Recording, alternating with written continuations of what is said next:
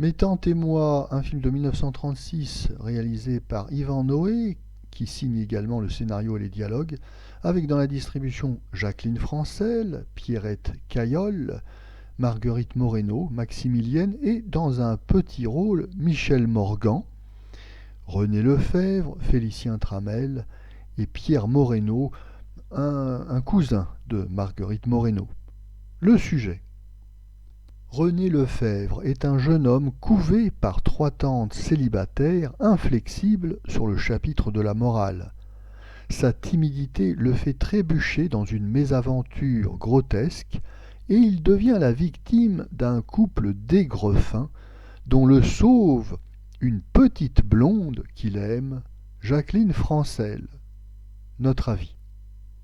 Yvan Noé avait réalisé quelques films intéressants en début de carrière, avant malheureusement de sombrer dans une médiocrité dont il ne se releva pas.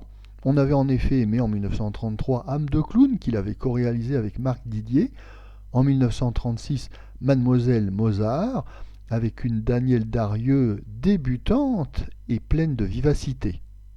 Mes tantes et moi est également une comédie amusante et réussie où l'on aura d'ailleurs le plaisir d'entrevoir une petite débutante, Michel Morgan.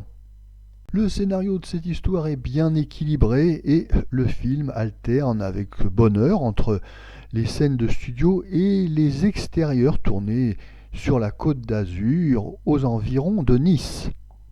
Le soleil de la côte d'Azur étant de la partie, nous avons droit à de belles images bien éclairées. Le montage est également dynamique comme il se doit à une bonne comédie. Certes, l'idée de nous faire rire d'une brochette de vieilles filles au physique ingrat n'est pas totalement nouvelle. On se souvient du roman Ces dames au chapeau vert, adapté au cinéma en 29, en 37 et en 49, mais ça marche, et il faut bien reconnaître que Marguerite Moreno, Maximilienne et Alice Tissot sont assez comiques dans cet emploi. René Lefebvre est également amusant dans un emploi qu'il connaît bien depuis le succès du film Jean de la Lune en 1931. C'est ce personnage de jeune homme naïf, timide et qui passivement est le jouet des circonstances. Cette petite comédie au canevas banal va fort opportunément finir d'une manière cinématographique par une course-poursuite en voiture, suivie par une course-poursuite en bateau à moteur.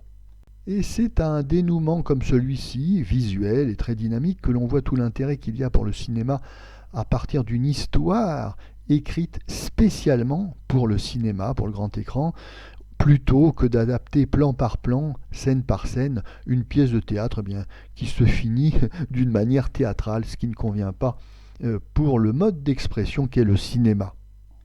On regrettera que le réalisateur Yvan Noé, après nous avoir prouvé qu'il maîtrisait bien la grammaire cinématographique, aussi bien en tant que réalisateur que scénariste, par toute une série de films amusants, dont ce Mes tantes et moi, on regrettera que par la suite, très vite, il régresse et ne soit plus en mesure de réaliser un film digne d'intérêt.